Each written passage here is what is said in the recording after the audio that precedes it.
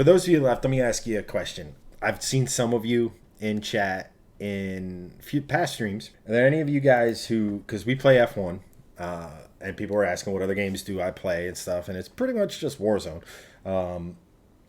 And so I've been playing COD since COD became a thing, really. And why does that matter? Why does that have anything whatsoever to do with cars? Well, it's funny you should ask that question, Chad. Thank you, Chad.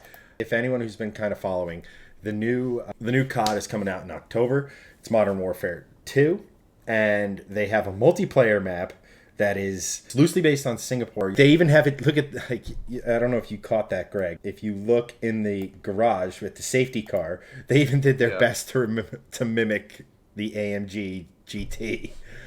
Oh my gosh, yeah. That's so crazy. Wow. But they're bringing F1 or F1-ish to COD in a new multiplayer map, which I honestly think is really, really cool. It's kind of a blending. I mean, I don't know if you're going to be able to get on and drive the cars on the track. I doubt it. I just think it's a cool concept that they're kind of seeing the popularity of F1 and putting it in a game that has nothing to do with it. I think it's just an awesome idea. Yeah, I think it's really cool too, and it remains to be seen like how this all plays out in game with gameplay and stuff. This is just sort of the announcement that is going to be part of the series. I think it's cool, and I think it's showing that F1 really is reaching well beyond its normal fan base right now, because Drive to Survive series on Facebook, on Netflix. We're on Facebook. Yeah, we're on Facebook. Driving to Survive. Watch us. We're better than Drive to Survive. Drive to Survive on Netflix. You know, the all the drama that usually encompasses F1 is now like way more in the public eye. You know, all the new rules changes that were implemented this year. Porsche entering F1, you know, in 2026 with Red Bull. Like all these like huge announcements and stuff. And then this is just another level of Formula One becoming more ingrained in popular culture. And as an old school Formula One fan, I love that. I think it's cool. It's not just becoming this exclusive racing series for people that really only like the top tier of racing. It's becoming more approachable for just a casual fan for a lot of different reasons. And for people that want the big personality. You have big personalities in the NBA and the NFL, not so much the NHL, but some are there. MLB, you know, you have these larger than life kind of figures. You have someone like Daniel Ricciardo in F1 that's very outgoing and not your typical F1 driver that, you know, is very, you know, stoic and doesn't do a lot of stuff. He's like yucking it up in Montana with people as part of his F1 summer break. Like, that's cool to me. Lewis Hamilton almost being in the new Top Gun film and has done voiceovers for past modern Warfare characters, right? Like, I think it was like Infinite War.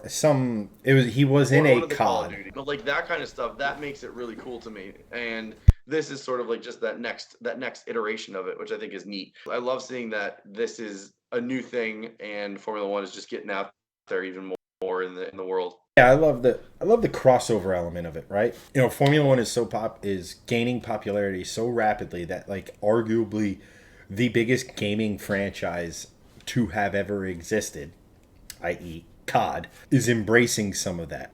I think that's actually a really, really cool, just cool to see something I loved and have been so passionate about. I agree with Dustin in chat. You know, more motorsports need to be embraced. So many people against motorsports. Yep. The thing is you don't need to dislike motorsports. I mean, apart from like some series, there's legitimate tech transfer from F1 into road cars. There's legitimate tech transfer from all these series, rally, sports cars, not so much NASCAR, but that's because NASCAR goes a different route.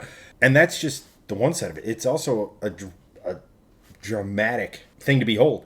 You can't, like, eventually there will be a movie made about last season. You know, oh yeah, for sure. That was every bit as gripping and back and forth, and oh yeah, 100%. It's just below the Niki Lauda, James Hunt season. And the only thing that was missing was the fact that one of the drivers in that came back from almost dying. But last year was filled with just drama, dripping with drama, and it was such Yeah. a cool thing to behold. It ended in a very poor fashion. Dustin, not this Yes. weekend. NASCAR will be going, making right-hand turns. Kimi Räikkönen will actually be racing in the Cup car this weekend. It's just hard not to get behind F1 because F1 always had this appearance of being for the 1%, the uber wealthy, Yeah. that everyone who was in it was basically born with a silver spoon shoved into every orifice. Like just not normal people could grasp it. And then you like Drive to Survive made these guys normalize these guys. Then you have a season like last year. Then you have the new car for this season, which admittedly has not produced a lot of the same drama or nowhere near the same drama. I want to see more of this. I want to see F1 get into other types of games and, like let's just say the new Grand Theft Auto is coming out. What if there was an F1 track in the new city or something like that? The sky's the limit, and motorsports are why I love cars. Going fast or watching cars go fast with incredible control. That's why I'm here. I think it's cool, and I think that I don't play COD. I don't play. I haven't really ever. I am god awful at first person shooters. The best shooting game I was ever part of ever played was the Siphon Filter franchise on PlayStation, and like as a racing fan, this gets me excited for the next Modern Warfare. Like I would actually be interested in buying the game because of something like this coming out. And I think that's part of why they're doing this. They're trying to like reach a broader audience, which is cool. Formula One is obviously giving them some rights licensing to do this too. And I think they're trying to, like you said, doing that crossover. So they're trying to gain new fans back and forth. And I think that they're probably going to end up doing so to the tune of several thousand people, probably even more, maybe even in the tens of thousands, which is cool. So as a big fan of Formula One, as a big fan of gaming creators, I watch a lot of them on YouTube. Smitty, Grizzy, The Do, like all of those guys. I'm big fans of them. This gets me interested to actually purchase this game and go play it. Yeah, and it's the end of the day. And hey, maybe one day you'll see, me dominating Greg in another video game. But it's cool to see things I love cross, right? Like, I love Call of Duty, I love Motorsports, and then Fadon. Dustin, I was absolutely hot garbage at GoldenEye, my friend. I was every first person shooter ever I have been trash at. I've tried a bunch of them, just garbage. So I went with third person. I went with Siphon Filter, and I actually did pretty decent. Come on, man! I've seen you pulling off some YY no scopes. Oh my God, no! I can't 360 no scope anything. The game that really crushed my dreams was Halo, and I'm just like I'm done. I can't. I got nothing left. Yeah. Doug, what's up, Doug?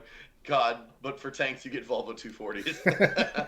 I like that. That's an excellent mod, and I hope someone makes that a mod in the game. That would be great. Fadon asks if you're going to be stationary, you're going to be able to get hit by a car. I personally hope there is the ability to get hit by a car. I think that would make the game more interesting, and it would make power in game. Duh, we're literally talking like we're talking about a video game here. I think it would be cool if it was like, say, a power position or an area, where they might put a point of interest or a hard point or whatever. You guys might know better than me. They just did it. It's one with a train where the train actually moved. So I'm assuming they could do something similar for that. Warzone? Warzone, yes, but it was a multiplayer map. Yeah, Chad's got to look it up now because it's going to bother him, and now it's going to bother me too. Express. Christian, what's up, man? Welcome. Chad will definitely get this game. Yes, for sure. He's a big COD fan.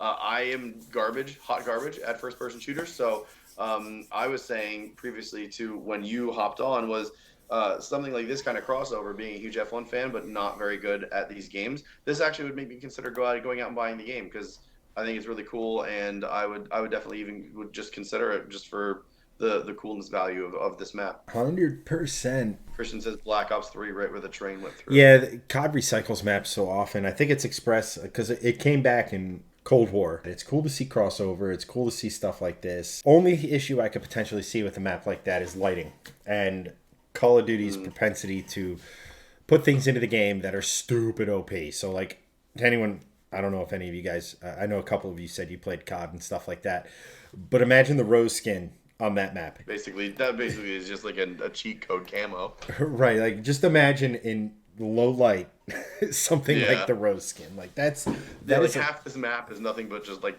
black area. yeah. So just that's something to keep in mind. I am stoked that it is a modern warfare map, not like we're not going back in time again. I like the slightly futuristic, even somewhat futuristic video gaming, especially in FPS, because there's Yeah. only so many guns that you can use that are viable from World War II, Vietnam, that stuff. Like Yeah. let the devs get creative. Let them put something in that's different. Interesting. You know, I don't know how many times I need to use a freaking M4, but let's move on. Let's do something different. You know, like Yeah. And so. this is part of that.